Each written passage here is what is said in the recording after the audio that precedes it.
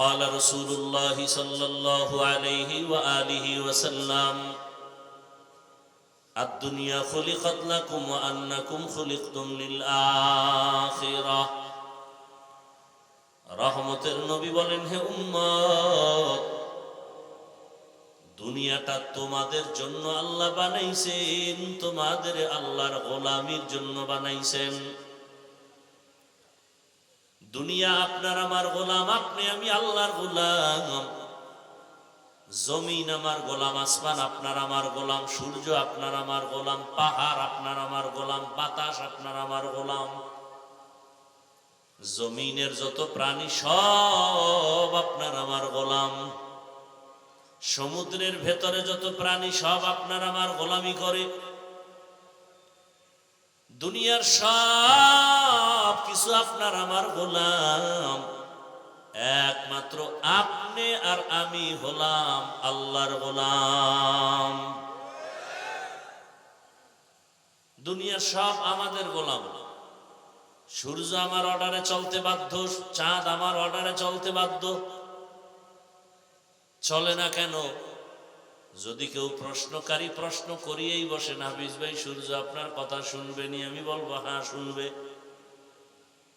আমি হাফিজ একটা যদি বলেন শুনে না, আমি বলবো আমি আল্লাহরটা শুনি না, এই জন্য সূর্য আমারটা শুনে না।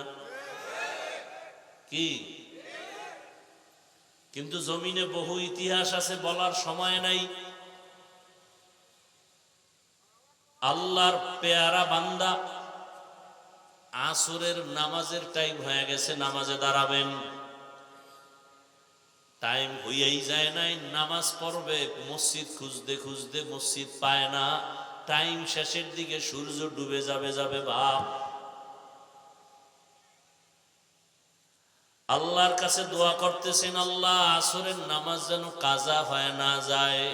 জীবনে নামাজ কাজা হয় নাই, জীবনে আমার তাকবীরুল্লাহ ছুটে নাই।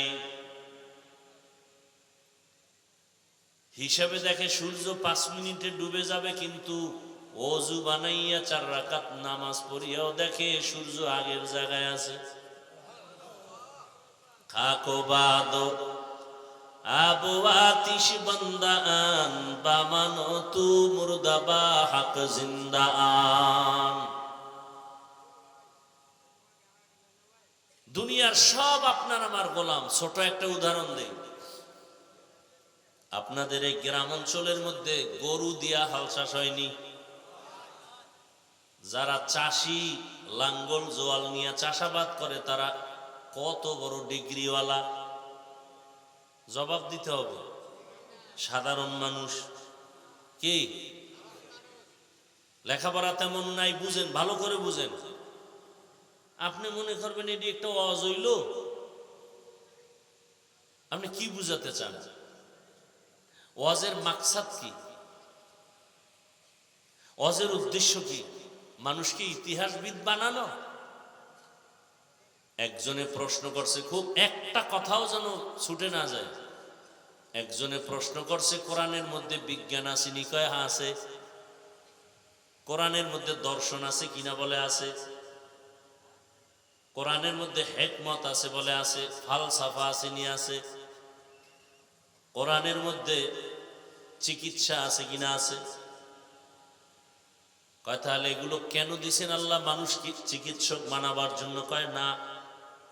বিজ্ঞানী বানাবার জন্য? কয় না। দার্শনিক বানাবার জন্য আল্লাহ দিছেন? কয় না। আল্লাহ যদি কোরআনে বিজ্ঞানের কথা বলে থাকেন হেদায়েতের জন্য, আল্লাহ যদি কোরআনে দর্শনের বয়ান করে থাকেন তাও হেদায়েতের জন্য। যালিকাল কিতাবু লা রাইবা ফীহি হুদাল লিল মুত্তাকিন। তাহলে হেদায়েত পায় না কেন বিজ্ঞানী? কয় হেদায়েত তো পাওয়ার আগে শর্ত আছে, মুত্তাকিন ছাড়া কেউ হেদায়েত পাবে না। আল্লাহ তো লাগাই দিছে শুরুতে শর্ত, হেদায়েত পাবে। কোরআন হেদায়েত। কোরআনের মধ্যে বিজ্ঞান আছে হেদায়েতের জন্য, ইতিহাস আছে হেদায়েতের জন্য। কোরআনের মধ্যে কেচ্ছা কাহিনীর অভাব নাই। এই শিক্ষিত বাবারা খুব খেয়াল করো। আমি হাফিজুর রহমান বাংলাদেশে একজন বক্তাই মূর্খ বক্তা, কোনো ইলম আমল কিচ্ছু নাই, কেচ্ছা কাহিনী শুনাই। ভালো করে শুনো।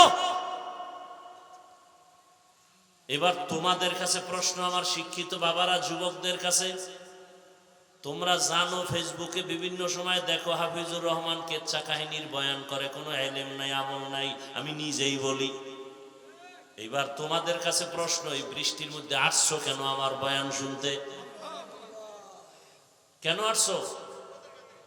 ভালো করে বুঝার চেষ্টা করো বাবারা। আমি না কেচ্ছা কাহিনীর বয়ান শুনাই, তুমি শুনতে আসছো কেন কেচ্ছা কাহিনী? যেহেতু আসছো এবার শুনেই যা। পৃথিবীতে শ্রেষ্ঠ কেচ্ছা কাহিনীর কিতাবের নাম কোরআন লেখা রাখ। একটা কথার চ্যালেঞ্জে যদি কেউ দাঁড়াবার সাহস থাকে দাঁড়া। পৃথিবীর মধ্যে শ্রেষ্ঠ কেচ্ছা কাহিনীর কিতাবের নাম কোরআন। পৃথিবীর মধ্যে শ্রেষ্ঠ কেচ্ছা কাহিনীর দ্বিতীয় স্টেপে আছে হাদিস। এবার ওলামায়ে কেরাম শুধু হাতটা ইশারা করে সবাইরে দেখাই দিবেন আমার কথা সত্য না মিথ্যা, খালি ইশারা করে দেখাবেন। বলি না, এর আগে আপনারা কি বুঝাইতেছেন আমি বলতেছি। এবার শুরু করতেছি। ওলামায়ে কেরাম সাক্ষী দেন, এই জাতি জেনে যাক কোরআন শরীফের মধ্যে গরুর কিসসা আছে কিনা বলেন? আছে? কোরআন শরীফের মধ্যে হাতির কিসসা আসেনি? বাঘের কিসসা আসেনি? সাপের কিসসা আসেনি? তো জাহেলরা কি বলে? মশার কিসসা আসেনি? কোরআনের মধ্যে মাছির কিসসা আসেনি? কি বলে? আসলে ওদের অন্তর খারাপ, ওদের উদ্দেশ্য খারাপ। তুমি বয়ে বয়ে চিন্তা করো হাফিজুর রহমানের ভুল কয়টা? তোমার এই চিন্তা করতে করতে 10 বছর শেষ, আর এই 10 বছরে তোমার পাশের মানুষগুলো আখেরাতের চিন্তা করিয়া বয়ান শুনিয়া দাড়ি উঠাইয়া নামাজ পড়িয়া মাওলার দিকে আগায় যাইতেছে, তোমার খবর নাই। আল্লাহ হেদায়েত দান করেন। দুনিয়া বড় কঠিন। আমি আয়াত পড়ছি সূরা আলে ইমরানের এক আয়াত, তরজমাটা বলে নেই। ইয়া আইয়ুহাল্লাযীনা আমানুত্তাকুল্লাহা হাক্কা তুকাতিহ। এই যে তাকওয়ার বয়ান শুরু হয়ে গেছে না, এখানে আল্লাহ তাই বলছেন। কোরআনের মধ্যে দর্শন আছে না নাই? শুধু দর্শন আছে তা না, ধৈর্য থাকলে আমি কথা বলি। পৃথিবীর সমস্ত বৈজ্ঞানিকরা যদি কোরআনটাকে অধ্যয়ন করা শুরু করে, সমস্ত বৈজ্ঞানিকরা বলতে বাধ্য হবে কোরআনের মতো বিজ্ঞানের কিতাব জমিনে আর একটাও নাই। দুনিয়ার সমস্ত দার্শনিকরা যদি চিন্তা করে আর গবেষণা করে অধ্যয়ন করে কোরআন, একথা বলতে বাধ্য হবে কোরআনের মতো দর্শনের কিতাব জমিনে আর একটাও নাই। এত সুন্দর কিতাব কোরআন। ওজন কত? এই আল্লাহর বান্দারা, কোরআনের ওজন কত জানেননি? 250 গ্রাম হবে? বলেন তো, কোরআনের ওজন কি 250 গ্রাম হবে? এই যেটা আপনারা হাতে ধরেন, হ্যাঁ, 250 গ্রামের ওজনের কোরআন 600 গ্রাম। কিন্তু হাকিকতে ওজন কত? লাউ আনজালনা হাযাল কুরআনা আলা জাবালিন লারাআইতাহু খাশিআন মুতাসাদ্দিআন মিন খাশিয়াতিল্লাহ ওয়া তিলকাল আমসালু নাদরিবুহা লিন-নাস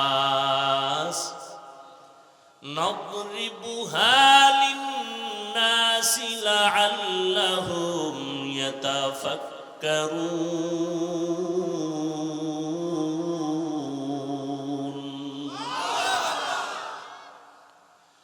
পাহাড় আল্লাহর কোরআনের ওজন নিতে পারে না, ব্যর্থ।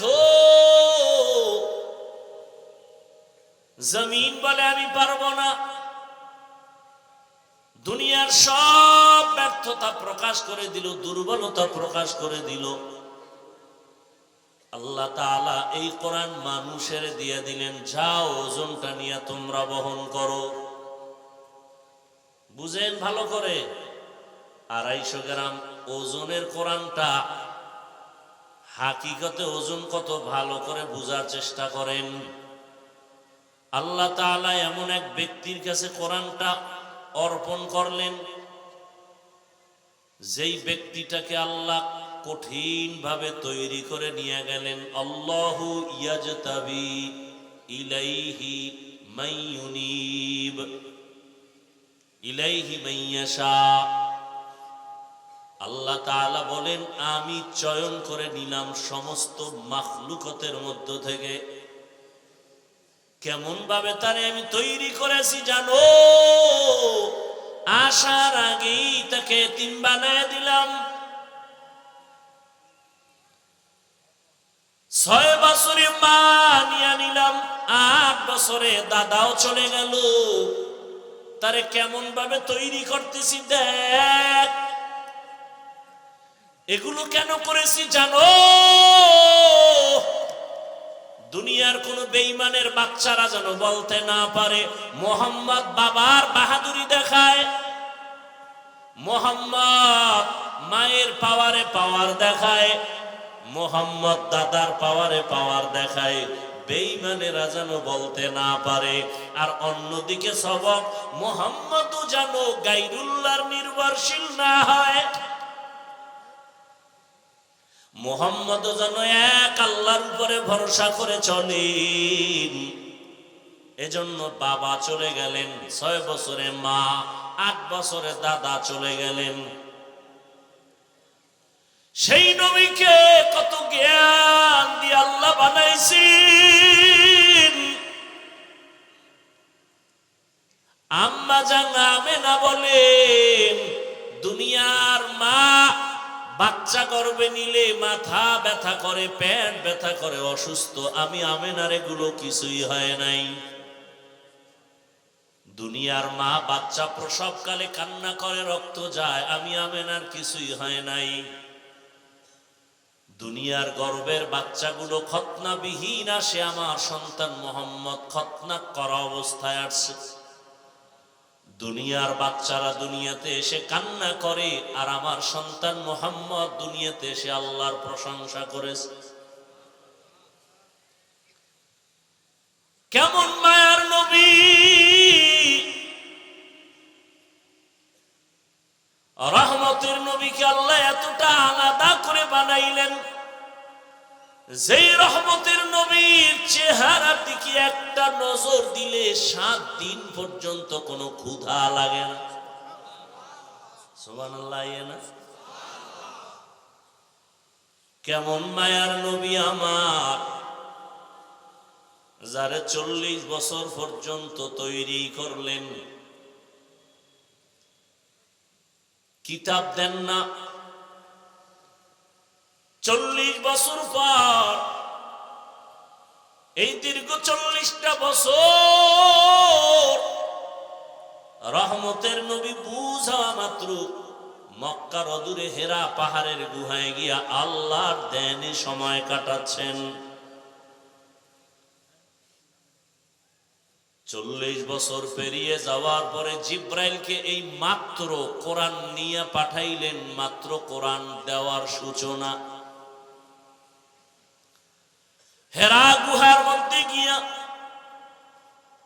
জিব্রাইল আমিন নবীকে দাঁড় করাইয়া সিনার সাথে সিনা লাগায়া মৃদু চাপ দিলেন আর বললেন, ইকরা, হে নবী আপনি পড়ুন।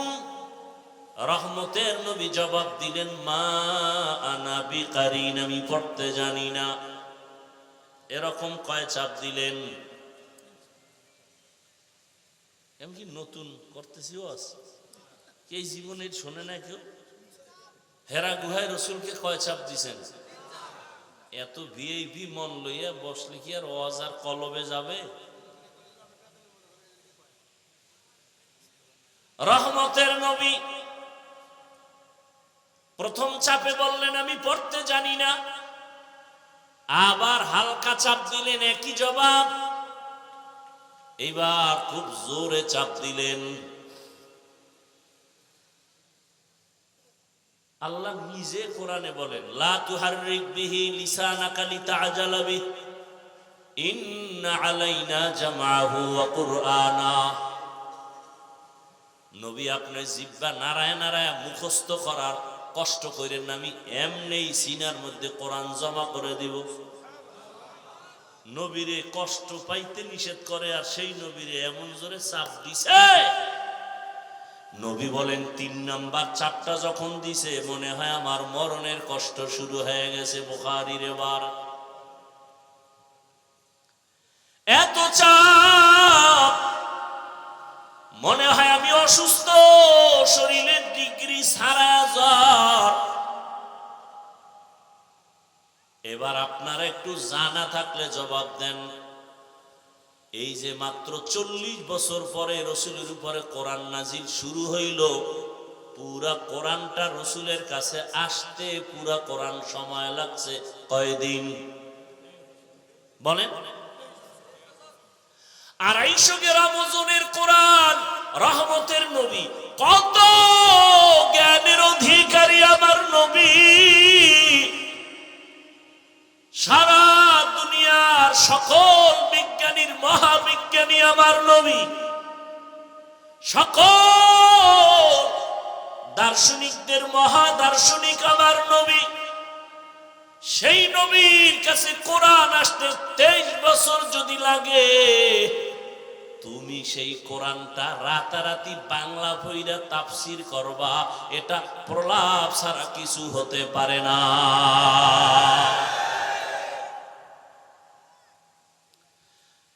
খোদার কসম, কেউ যদি কোরআনের কয়েকটা 29টা অক্ষর মাত্র বর্ণ, আরবি 29টা বর্ণ শিখতে চায় বিশুদ্ধভাবে, খোদার কসম একা একা জীবনে শিখতে পারবে না, কোনো ওস্তাদ না ধরা পর্যন্ত। ওস্তাদ ধরতে হবে, চাই আপনি থার্ড ক্লাসের ওস্তাদ ধরেন, কারণ আপনি যত চেষ্টা বাংলা বইরা ইংরেজি বইরা কোনোদিন কফ শেখা হবে না, আইন শেখা হবে না। হবে? তাহলে 29 অক্ষর শিখতে যদি ওস্তাদ লাগে, তাফসীর শিখবেন একা একা। এই কোন জগতের পাগলামি শুরু করুন? এত সোজা মনে করলেন কোরআন? এত সোজা? 29টা অক্ষর শিখতে যদি শিক্ষক লাগে, আল্লাহ হেদায়াত দান করুন। তো রসুলের কাছে কোরআন আসতে 23 বছর লাগছে, আর সেই কোরআনের ব্যাখ্যা হাদিস, সেই হাদিসের ব্যাখ্যা সাহাবায়ে কেরামের ইজমা, সাহাবায়ে কেরামের ইজমার মাল ইখতিলাফ বুঝার জন্য লাগে মুজতাহিদ ইমামগণের কিয়াস। কোরআনের একটা লাইনের নাম দর্শন, কোরআনের এক লাইনের নাম তাফসীর, কোরআনের আরেকটা লাইনের নাম মানতিক, কোরআনের আরেকটা লাইনের নাম হলো ইলমে নাহবু, ইলমে সরফ। এক একটা লাইনে জীবন কাটাবেন, সীমানায় পৌঁছতে পারবেন না, এত ইলম। নবী খুশি হয়ে কয়, আল্লাহ আমারে সব ইলম দিয়া দিছেন। উতিতু ইলমাল আউয়ালিন ওয়াল আখিরিন। আল্লাহ কয়, না না নবী, আপনারে কি দিছি জানেননি? মা উতিতুম মিনাল ইলমি ইল্লা কালিলা। আমার ইলমের ভান্ডার থেকে সামান্য ইলম আমি আপনাকে দিয়েছি। নবীরে আল্লাহ কয় সামান্য দিয়েছি। তাহলে এবার বুঝেন তো কত ইলম আল্লাহর কাছে জমা। এবার আল্লাহ কয়, ইলম আমি আটকাইয়া রাখি না, দরজায় দরজা খোলা, যে চাইবে তারে দিব, আপনারেও দিব, চাইতেইব। নবী কয় কেমনে চাবো? আল্লাহ চাওয়া শিখায়, সব সময় পড়বেন রব্বি জিদনি ইলমা। নবীও শিখতেছেন, পড়তেছেন রব্বি জিদনি ইলমা, রব্বি জিদনি ইলমা। রহমতের নবী বলেন, আল্লাহুম্মা ইন্না নাসআলুকা ইলমান নাফিআ ওয়া রিজকান ওয়াসিআ ওয়া শিফাআন মিন কুল্লি দা। ও আল্লাহ, তুমি আমাকে ইলমে নাফি দান করিও। শয়তানের কাছেও তো ইলম আছে, ওই ইলমেটা ইলমে নাফি না, উপকারী ইলম না। তুমি আমারে উপকারী এলেম দান করিও। শয়তানের এলেমের দ্বারা মানুষ ক্ষতিগ্রস্ত হয়, তোমার এলেম দ্বারা মানুষ উপকার পায়। তুমি আমাদের এলমে নাফে দান করিও। এলমে নাফে কেমনে বুঝাবো? 1 মিনিটে সহজ ভাষায় বুঝাই। যেই কোরআন হাদিসের এলেম শিখলে অহংকার দূর হবে, সেই এলেম এলমে নাফে। যেই কোরআন হাদিসের এলেম শিখা যদি বেপরদায় চলে, গুনাহ ছাড়তে না পারে, ওই এলেম উপকারী এলেম না, ইবলিসি এলেম। কোরআন ও হাদিসের এলেম যদি আমাকে বিনয়ী বানাইতে না পারে, সাবিরিন বানাইতে না পারে, তাহলে আমার এলেম আমার এলমে নাফে না। এই এলেমের মধ্যে ঝামেলা ঢুকে গেছে, দুনিয়ার মোহাব্বত ঢুকে গেছে। এই জন্য নবী এটাও বলে দিছেন, যারা দুনিয়ার জন্য এলেম শিখবে তাদের খবর আছে। قال رسول الله صلى الله عليه وآله وسلم من تعلم علما مما يبتغى به وجه الله لا يتعلمه إلا ليصيب به عرضا من الدنيا لم يجد عرف الجنة يوم القيامة يعني ريحها. وقال رسول الله صلى الله عليه وسلم إذا اتخذ الفيء دولا والأمانة مغنما والزكاة مغرما وتعلم لغير الدين. যারা কোরআন হাদিস শিখবে দুনিয়া কামাই করার জন্য, তাদের জন্য দুনিয়া বরবাদ, জান্নাত বরবাদ। এরা জান্নাত পাবে না, জান্নাতের ঘেরানটাও পাবে না। এজন্য মাগরিবের পরের বয়ানে বলে আসছি, হাদিসটা আবু হুরায়রা থেকে বর্ণিত, কিয়ামতের ময়দানে সবার আগে 3 ব্যক্তি জাহান্নামে যাবে। যেই 3 ব্যক্তির বেলায় সবাই দুনিয়াওয়ালারা বলবে জান্নাত পাওয়া উচিত বিনা হিসাবে, কিন্তু হাদিসে নবী বলেন এই 3টা লোক সবার আগে জাহান্নামে যাবে। এর মধ্যে একজন হলো ইসলামের পতাকা উড্ডীন করার জন্য যুদ্ধ করে গলা কাটা শহীদ হয়ে গেছে, আল্লাহ রসুল কয় সে সবার আগে জাহান্নামে যাবে। আর একজন হলো আলেম, আলেম জাহান্নামে যাবে। আর একজন হলো মাদ্রাসা মসজিদে দান সদকা করছে, দানবীর জাহান্নামে যাবে। শহীদ জাহান্নামে যাবে সবার আগে, আলেম জাহান্নামে যাবে, দানবী জাহান্নামে যাবে সবার আগে। তাহলে আমগো উপায় কি? কোন শহীদ, কোন আলেম, কোন দানবী? ইলমে রায়ে জাজু করদন বেহসান খলকে রাদাদন জওবে বাসওয়াব হক নাদারত दोस्ते खल्का ज़ारेरा निस्त ई खसलत के दिनदारेरा। আপনাদের কষ্ট হইতেছে মনে হয় না? উঠা বসা আমি পছন্দ করি না, আর একটা মজলিসের আদব না। আর উঠা বসা করলে আপনাদের সাথে তর্কও করব না, আস্তে হাত দুইটা উঠায় দোয়া করে ফেলব। আফসুস করলেও কি আর মোনাজাত বন্ধ হবে? আবার আল্লাহ তকদিরে রাখলে দেখা হবে, সেদিন বয়ান হবে। অতএব নিজেও ক্ষতিগ্রস্ত হইয়েন না, অন্যের ক্ষতিও করিয়েন না। ফ্যানটা আমার দিয়ে দিলে এই দুশ্মনী আছে তোমাকে, এটার ঘুরাইলা কেন? না ডাইরেক্ট দিন না, যেভাবে ঘুরতেছিল ঘুরুক।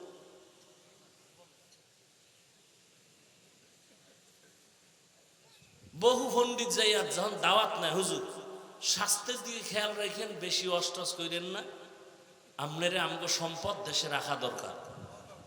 হ্যার বাড়ি যখন গেছি 3 ঘন্টার নিচে অস করছি কা, এজন্য হাদিয়া নাই। কেমন নিমো খারাপ, মানে আমার এখানে অস করে মরে যাক, জানাজাটা দিয়ে দেই।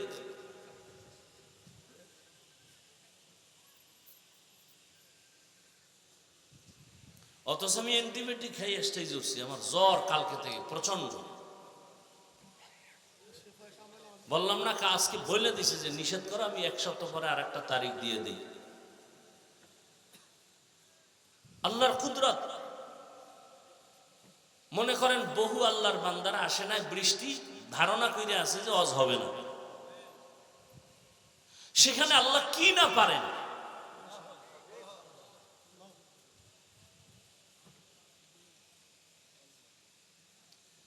আর উঠে যাইতেছে, আল্লাহ সবাইকে হেদায়েতের দৌলত দান করে।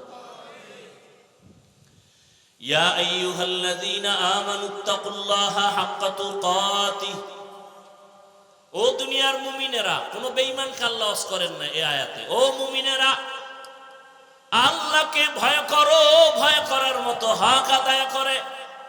ওয়ালা তামুতুন্না ইল্লা ওয়া আনতুম মুসলিমুন,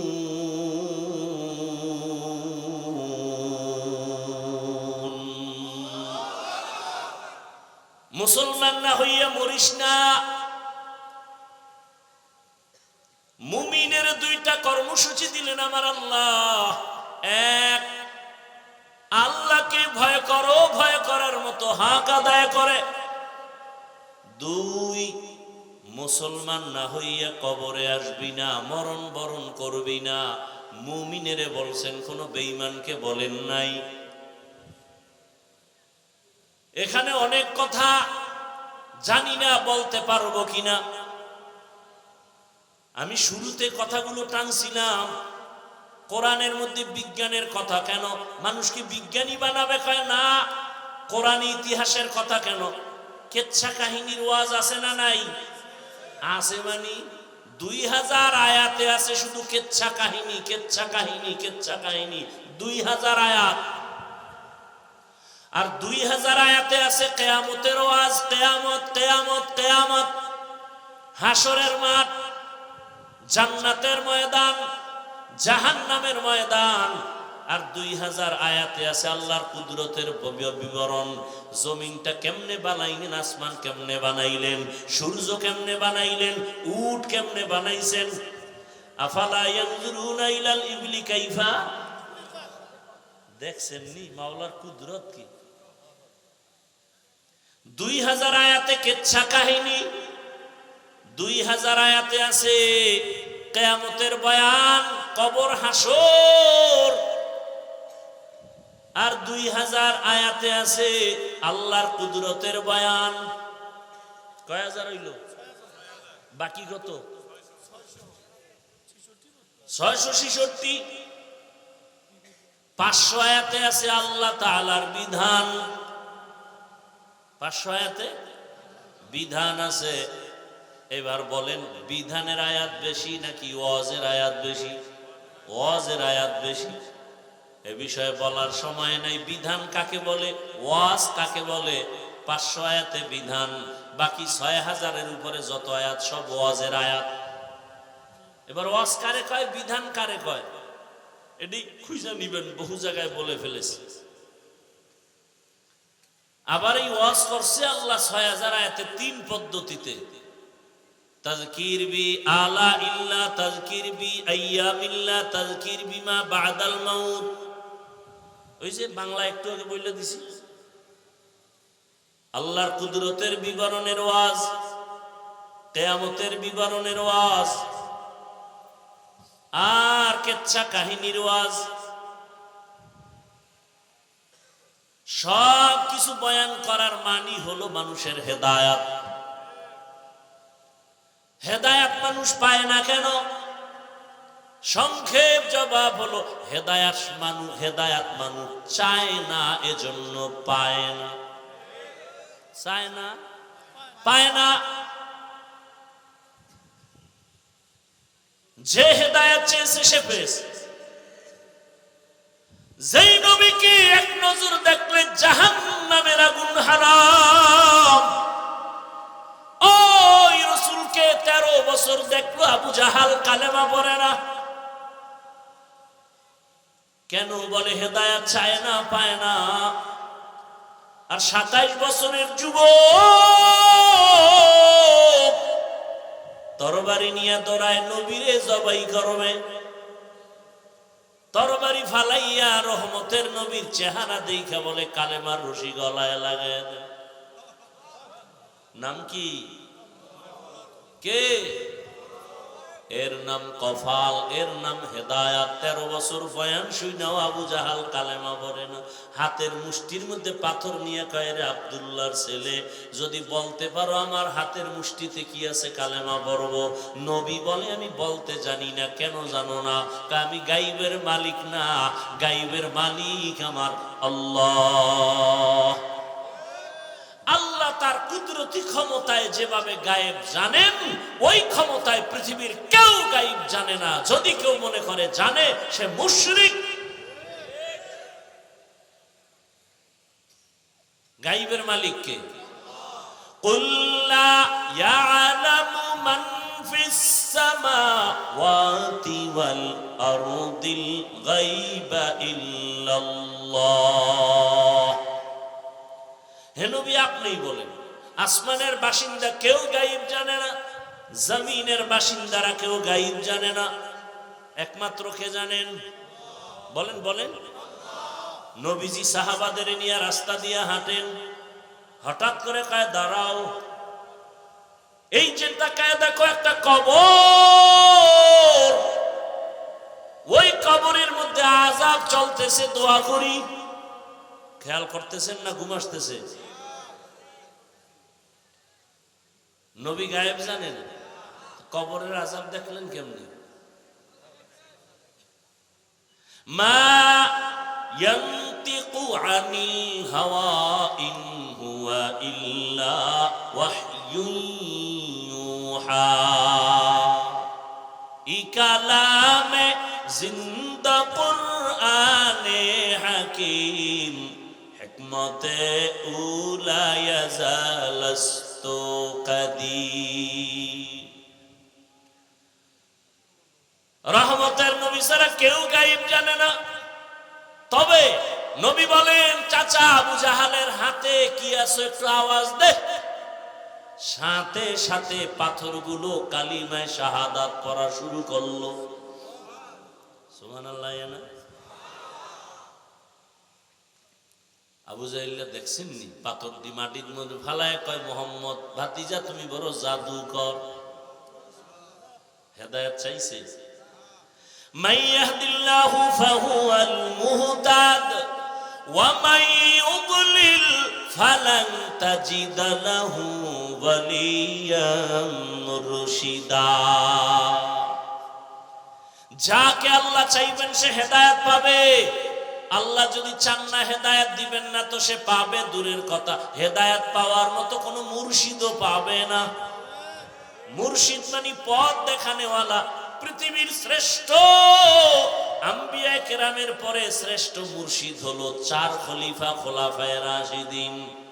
আলাইকুম বিসুন্নতি ওয়া সুন্নাতিল খুলাফাইর রাশিদিন আল মাহদিয়্যিন। আল্লাহ কর্মসূচি দিলেন, মুমিনেরা আমাকে ভয় করো, ভয় করার মতো হক আদায় করে মুসলমান না হইয়া মরণের বিছানায় যাইও না। এক সূরার ঘরের সূরায় কয়, মুসলমানও হব না, মরব না। আল্লাহ কইছে মুসলমান না হইয়া মরবি না, তার মানে মুসলমান হব না, মরব না। ওলামায়ে কেরাম বলে, না না, ব্যাখ্যা ভালো করে বুঝো। আল্লাহ যে বলছেন মুসলমান না হইয়া মরবি না, কথার ব্যাখ্যা হলো যেহেতু মরণের সময় হাতে কোনো বাধা নাই, জানা নাই, অতএব যে কোনো সময় মরণ হতে পারে। অতএব মুসলমান না হইয়া মরিও না, কথার ব্যাখ্যা হলো সময় যেহেতু নির্দিষ্ট জানা নাই, মুসলমান হইতে দেরি করিও না। এই কথা কোনো বেঈমানকে বলেন নাই, বলছেন মুমিনদের। আমরা এখানে যারা সবাই তো মুমিন, সবাই তো মুসলমান। কিন্তু সূরা আলে ইমরানে আল্লাহ কয়, মুসলমান না হইয়া মরিস না রে মুমিনেরা। তাহলে বোঝা গেল কেমন যেন মুমিন হইছি, এখনো মুসলমান হতে পারি নাই। আসলেই তো কথা বড় গভীর। আমিও মুসলমান, আপনারাও মুসলমান। একটু জবাব দিয়েন জানা থাকলে। আপনাদের আল্লাহ আমার আল্লাহ 2 নাকি 1? আপনাদের নবী আমার নবী বলেন। আপনাদের কোরআন আমার কোরআন, আপনাদের কালেমা আমার কালেমা, আপনাদের ধর্ম আমার ধর্ম। দুনিয়াতে আসছি সিস্টেম সবার, বিদায়বেলা কাফনের সংখ্যা, আমাকেও 3 কাফন, আপনাকেও 3 কাফন।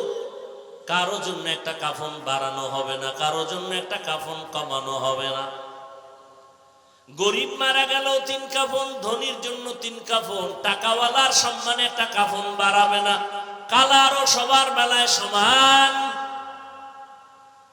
কারো জন্য কাফন আলাদা কোনো কালার হবে না। কে ধনী কে গরিব সবার বেলায় কালার সমান। কবরের সাইজও এক, কাফনের কালারও। কবরের প্রশ্ন হবে 3টা, তাও এক। রবের পরিচয় দাও, ধর্মের পরিচয় দাও, রাহমাতুল লিল আলামিনের পরিচয় দাও। ও আমার যুবক বাবারা, বৃদ্ধ বাবাজিরা, পর্দার আড়ালের মা বোনেরা, ভালো করে বুঝেন, দুনিয়া বড় কঠিন খালা। আপনার আমার আল্লাহ এক, নবী এক, কোরআন এক, কাবা এক, ধর্ম এক, কালেমা এক, কাফন এক, কালার এক, কবর এক, প্রশ্ন এক। তাহলে তো আপনাকে কোনো বয়ানের দরকার পড়ে না। বয়ান তো তাদের করব যারা আল্লাহ চিনে না, কবর চিনে না, কিয়ামত চিনে না, কোরআন বুঝে না, হাদিস বুঝে না। হিন্দুদের বয়ান করব, খ্রিস্টানকে করব, ইহুদিরে করব। কিন্তু দুঃখ বড় কঠিন, আপনাদের বয়ান করতে করতে জীবন শেষ, এরপর আমলের কথা শুনল। আপনিও মুসলমান, আমিও মুসলমান, অথচ এখানে এমন আল্লাহর বান্দারা বসে আছে, আজকে ফজর পড়ে নাই, জোহর পড়ে নাই, আসর পড়ে নাই, মাগরিবের নামাজেরও খবর নাই, এশাও পড়ে নাই। বয়ান করে বাসায় যাবে, ফজর পড়বে কিনা তারও কোনো গ্যারান্টি নাই। সারা রাত মোবাইলে গুনাহ করে করে রাত কাটায়। ওগো নবীর উম্মতেরা,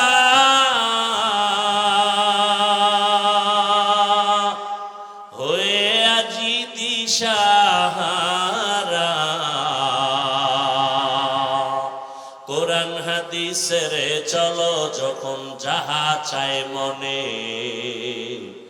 নবী বিনে কে তরবে পুলসিরাত মিজানে, নবী বিনে কে তরবে পুলসিরাত মিজানে।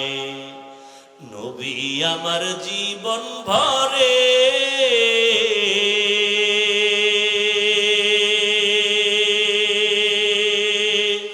দিনের লাগি কষ্ট করে,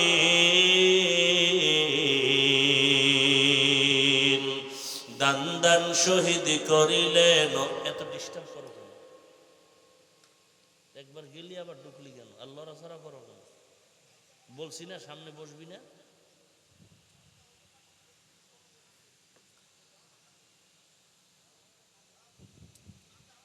দান দান শহীদ করিলেন উহুদেরই ময়দানে, নবী বিনে কে তারাবে পুলসিরাত মিজানে, নবী বিনে কে তারাবে পুলসিরাত মিজানে। উম্মতের কান্ডারি নবী,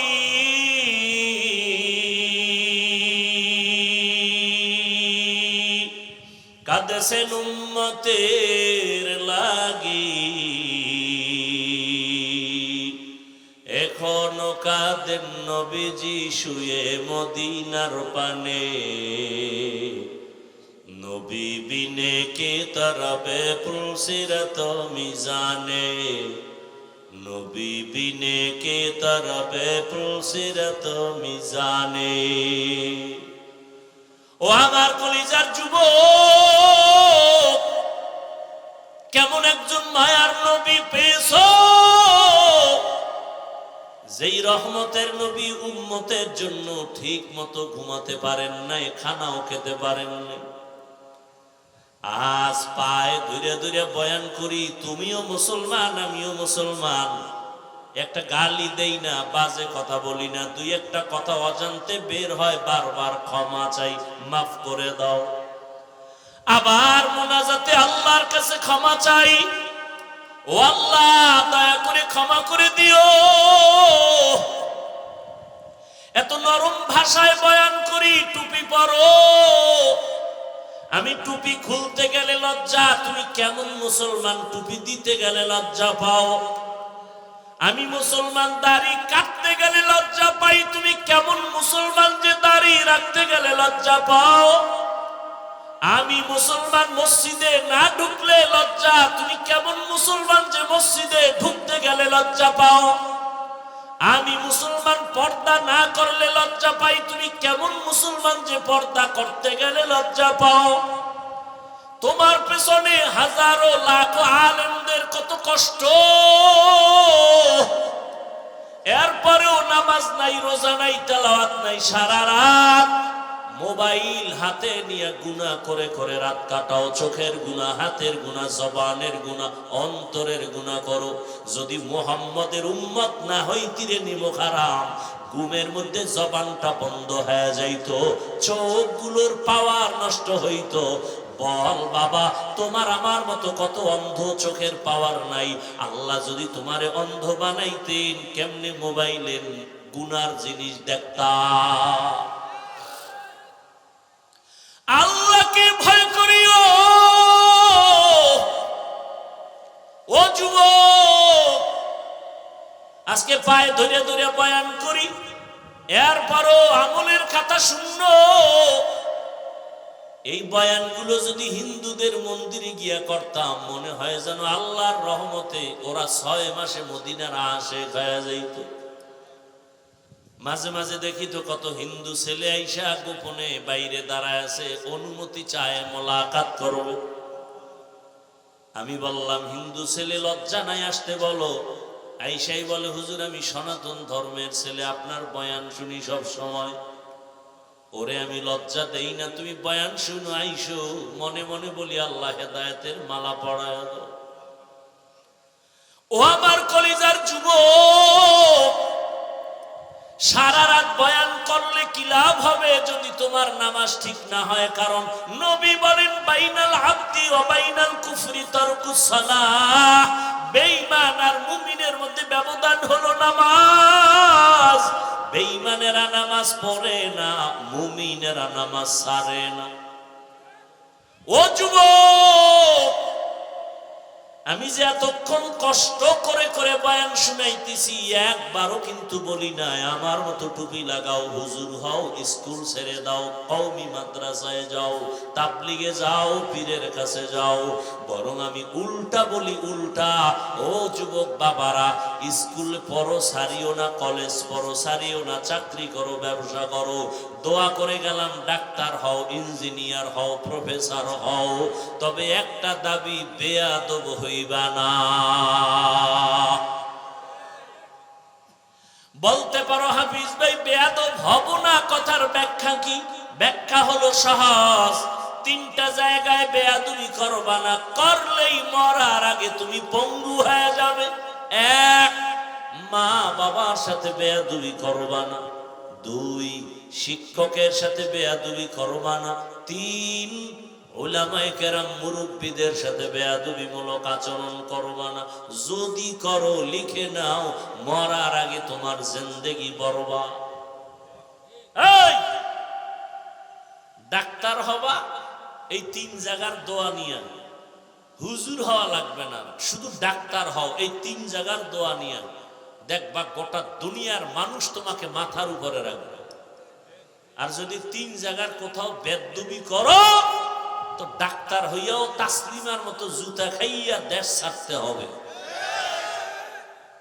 লিকুল্লি শাইইন জিনাতুন ফিল ওয়ারা ওয়া জিনাতুল মারই তামামুল আদাবি।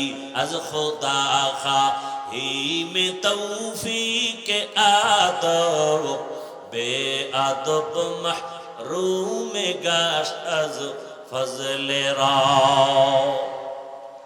ও আমার যুবক বাবারা, ও পর্দার আড়ালের মা বোনেরা, ডাক্তার হও, ইঞ্জিনিয়ার হও, প্রফেসর হও, কি হইও না, বেয়াদব হইও না, জীবন বরবাদ হয়ে যাবে।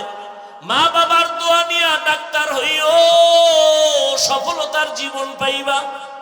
শিক্ষকের দোয়া নিও,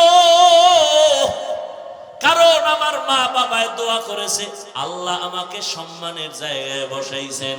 কিন্তু এই চেয়ারে বসিয়া বয়ান করা আমার আব্বা আম্মা শিখান নাই, বয়ান করা শিখাইছেন আমার শিক্ষক, আমার উস্তাদ। সত্য কথা স্বীকার করেন না কেন? আর আলেমরা কি করছেন? আল্লাহওয়ালারা নজর দিয়া, মোহাব্বত দিয়া বয়ানের মোহাব্বত আর আকর্ষণ বাড়ায় দিছেন, যে কারণে বৃষ্টির মাঝেও আল্লাহর বান্দারা বসে আছে এত কষ্ট করিয়া, টাকাও পাবে না জানে, খানাও পাবে না জানে, এরপরও কেন বসে আছে? আমার মাওলার দয়া, আল্লাহ ওয়ালাদের নেক নজরের তাওয়াজ্জুর বরকত।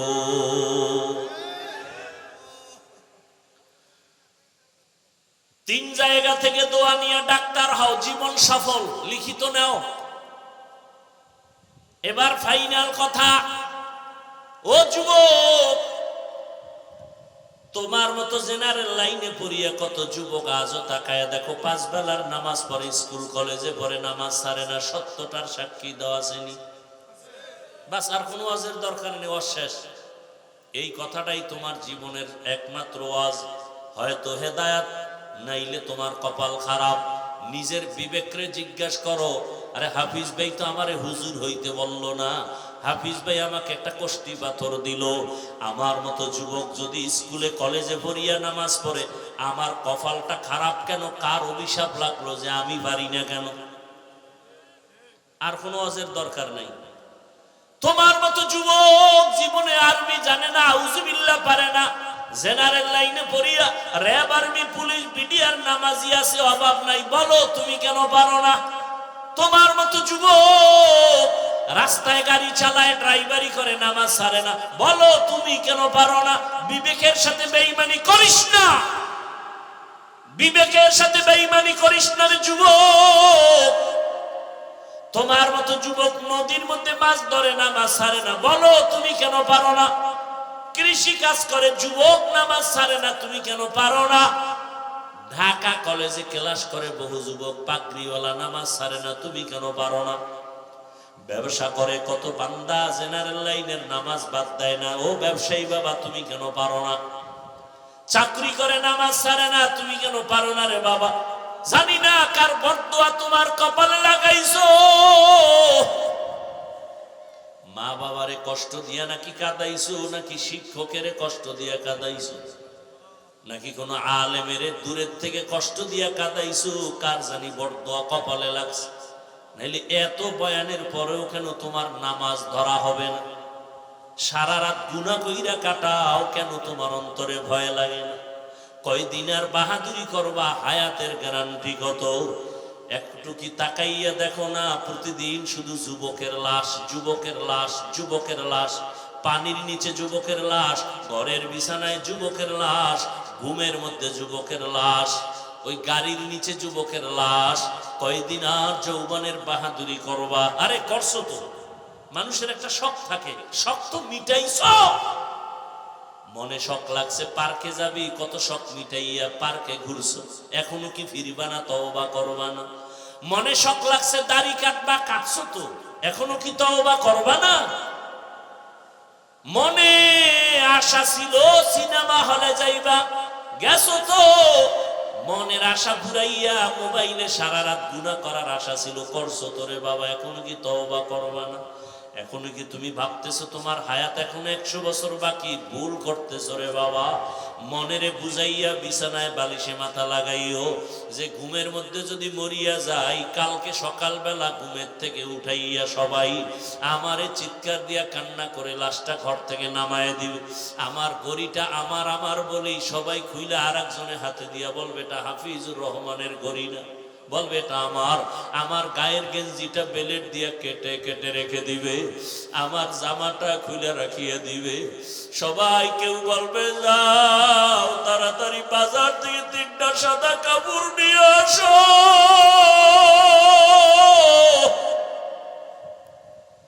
কাউকে বলবে তাড়াতাড়ি বাড়ির পিছনে বাগানে কবর খনন কর। যেই বাগানে একা যাইতে বড় ভয়, পেছনের বাস বাগানে একা একা যাইতে পারি না, ভয়। সবাই বলবে তাড়াতাড়ি ওরে ওই বাগানে রাখবো যেখানে সাপ বিচ্ছু থাকে, ওই অন্ধকারে রাখবো। তোমরা ৩-৪ জন যাইয়া কবর বানাও। কাউকে বলবে যাও কলা পাতা রেডি করো। আরে তুমি আমি দেখবো তাকায় তাকায়, বড় কঠিন হালাত। আরে কাউকে বলবে যাও তাড়াতাড়ি শেষ গোসলের জন্য গরম পানি করো, বড়ই পাতা লাগাও। কেউ বলবে গোসলের খাটিয়া রেডি করো, মশারি টানাও, ওর মধ্যে ঢুকাইয়া তোমার আমার জামা কাপড় খুলিয়া। আরে আমার যে আপন বন্ধুটা যে ঘুমাইতে পারে না, ঘুম থেকে উঠা মোবাইল করে, হঠাৎ করে যখন শুনবে আমি মরিয়া গেছি, ওর মোবাইলের নাম্বারটা ডিলিট করে ফেলবে। বলবে আর এই বন্ধু আমার নাই, ওর নাম্বার রেখে আর কি লাভ হবে। আমার ডানে অনেক আপন, বামে কেউ নাই। সবাই যখন আমারে গোসল করাইয়া সাদা কাফনে প্যাকেট বানাইয়া ঘোষণা করবে মসজিদে অমুকে নাই, সকালে জানাজা আসো, জানাজার ময়দান রেডি, মসজিদের খাটিয়াটা আমার ঘরের কিনারায় হাজির। ও আমার যুবক, চোখ দুইটা বন্ধ করে একটু ভাবো, যখন গোসল করাইয়া কাফন পরাইয়া খাটের মধ্যে উঠাইয়া কবরের দিকে নেওয়ার আগে জানাজার মাঠে নিবে, ঘরের মধ্যে আমার আম্মু জান কাঁদতেছে, আমার বাবারে কই নিয়ে যাও, শেষবারের মতো একটু চেহারাটা দেখাইয়া দাও। আম্মু আবার চেহারাটা এক নজর দেখবে, পাগলের মতো বেহুশ হয়ে যাবে, আর চিৎকার দিয়ে বলবে আমারে আম্মু বলে আবার কে ডাক দিবে, আমারে আম্মু বলে ডাকার কেউ নাই। ওরে বাবা, এই কপাল পোড়ারা দেখো না, ওই যে ঢাকায় মাইলস্টোন স্কুল, আরে আমার জুমা পড়াই যেখানে, ওখানে এক আমার কাছের মুসল্লি কাঁদতেছে। তার বাচ্চা মেয়েটা স্কুলে, বউ গেছে আনার জন্য, মেয়েটা এক দরজা দিয়ে বের হইয়া এদিকে গেটে এসে দাঁড়াইছে। বউ যে মাইয়াকে আনতে গেছে আর ফিরতে পারে নাই, বাচ্চাটা বেঁচে আছে, স্ত্রী মারা গেছে, আর বাঁচতে পারে নাই রে বাবা। ওরে দুনিয়া কিছুই না রে যুবক, মনটা কি শুধু এতটুকু বুঝাও, এই যৌবনের বাহাদুরি কয়দিন। আজকে রাজনীতির প্রতিহিংসার কারণে কত মানুষ মানুষকে মেরে ফেলে, যুবকেরে মারিয়া ফেলায়। ভালো আদর্শ নিয়ে চলতে গেলে রাজনীতির হিংসায় আমাকে মেরে ফেলতেছে। কোন জগতে আসলাম? আরে আল্লাহর কাছে একটু আমল নিয়ে যদি দাঁড়াইতে না পারি, আমার উপায় কি হবে? ওরে জানাজা পড়াইয়া এরপরে খাটিয়া নিয়ে কবরের কিনারায় নিয়ে রাখবে, 2 জন মানুষ কবরের মধ্যে লাফ দিয়া পড়বে, এরপরে কোমরে মাজায় গামছা বাইদের পরে আমারে নামাইবে, নামাইয়া কবরের মধ্যে শোয়াইয়া বাঁশের চাল বিছাবে, এর উপরে কলা পাতা বিছাইয়া সবাই বলবে বিদায়ের আওয়াজ দাও আর মাটি দাও, মিনহা খালাকনাকুম ওয়া ফিহা নুঈদুকুম ওয়া মিনহা নুখরিজুকুম তারাতান উখরা। জানাজা দিয়া মাটি দিয়া পাড়াইয়া সব বিদায় হয়ে গেল। আরে আমার কই বন্ধু, কই মা, কই বাবা, কই আপনজন, কেউ তো এখন আমার পাশে নাই। এখন আমার ডানে মাটি, বামে মাটি, উপরে মাটি, নিচে মাটি, অন্ধকার আর অন্ধকার। কবরের সবাই চলিয়া যাওয়ার পরে 2 জন ফেরেশতা এসে হাজির হয়ে যাবে, প্রশ্ন করা শুরু করবে, রবের পরিচয় দাও, ধর্মের পরিচয় দাও। আর আমি তো জীবনে দুনিয়াতে রবের সাথে সম্পর্ক করি নাই, ইসলাম চিনি নাই, নামাজ পড়ি নাই। সাথে সাথে জবাব দিতে না পারলেই তো আযাব শুরু হয়ে যাবে। যাবে। নবীজি বলেন আল্লাহ রাগ করে একটা আওয়াজ দিয়ে বলবে, ফেরেশতাই নাফরমানের আর কোনো সুযোগ দেওয়া হবে না। এই নাফরমান আমার দেওয়া পানি, আমার দেওয়া বাতাস, আমার দেওয়া সূর্যের আলো, চাঁদের আলো, জমিনের ফসল, নদীর মাছ খাইয়া আমি আল্লাহর হুকুম মানে নাই, নামাজ পড়ে নাই, রোজা রাখে নাই, পর্দা করে নাই, এত বড় নিমক হারাম নিজেও পর্দা করতো না, অন্য করলে তাও পছন্দ করে নাই, নিজেও টুপি পরে নাই, অন্য টুপি পরতো পছন্দ করে নাই, নিজেও দাড়ি রাখে নাই, অন্য দাড়ি রাখতো তাও পছন্দ করে নাই। নবী বলেন আল্লাহ বলবে কবরের মধ্যে জাহান্নামের আগুন জ্বালায় দাও, জাহান্নামের সাথে রাস্তা খুলিয়া যাবে। আল্লাহ এক পর্যায়ে বলবে কবরের মাটি, এই গুনাহগার নাফরমানের দুই দিক থেকে জোরে জোরে চাপ দাও। এত জোরে চাপ দিবে পাজরের হাড়গুলো চুরমার হয়ে যাবে। নবীজি বলেন জাহান্নামের আযাবের কথা যদি স্মরণ হয়, দুই ফোঁটা চোখের পানি ছেড়ে কাঁদো আর আল্লাহর কাছে ক্ষমা চাও। আরে ওই আযাব সহ্য করার শক্তি কারো হবে না। ওরে গুনার কারণে যাদের দিলটা পাথর, চোখে পানি নাই, ওরে ডানে বামে যদি কান্নাওয়ালা কাউকে পাও, হাতটা বাড়াইয়া দোয়া নিও। কান্নাওয়ালার দোয়া খালি ফেরত যাবে না রে যুবক, এখনো সময় আছে। আল্লাহর কাছে মনে মনে ডাকো আর কান্না করো, তওবা করো। আল্লাহকে বলো, হে আল্লাহ আর নামাজ ছাড়বো না, দাড়ি কাটবো না, বেপরদায় চলবো না, মা বাবার সাথে বেয়াদবি করবো না, শিক্ষকের সাথে বেয়াদবি করবো না, উলামায়ে কেরাম মুরব্বীদের দোয়া নিয়ে নবীর তরিকা অনুযায়ী চলবো। পর্দার আড়ালের মা বোনেরা, আপনার মতো কত মা কত বোন এখনো নামাজ পড়ে, বেপরদায় চলে না, মোবাইলে সময় নষ্ট করে না। আম্মা জানেরা আপনারা কেন পারবেন না? আল্লাহর কাছে তওবা করেন। বৃদ্ধ বাবাজিরা, আপনার মতো কত বুড়ারা মসজিদে গিয়া নামাজ আদায় করে, আপনি পারেন না কেন? আল্লাহর কাছে গুনার কথা স্মরণ করে চোখের পানি ছেড়ে তওবা করেন, আর গুনাহ করব না রে মালিক, আর গুনাহ করব না রে আল্লাহ। গুনার কারণে আমার হাত না পাক, চোখ না পাক, জিহ্বা না পাক, অন্তর না পাক। তওবার নিয়ত করেছি, দয়া করে তওবা কবুল করে নেন। গুনাহমুক্ত হইয়া চলার তৌফিক দান করেন, আমিন। আলহামদুলিল্লাহি রাব্বিল আলামিন, والصلاة والسلام على سيد الأنبياء والمرسلين وعلى آله وأصحابه أجمعين. يا أرحم الراحمين، يا أرحم الراحمين، يا أرحم الراحمين. رب ارحمهما كما ربياني صغيرا. اللهم إنك عفو كريم تحب العفو فاعف عنا.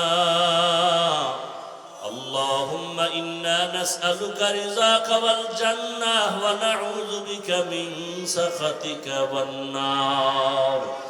اللهم ارحمني بترك المعاصي، اللهم ارحمني بترك المعاصي، اللهم ارحمني بترك المعاصي. يا حي يا حليم يا عزيز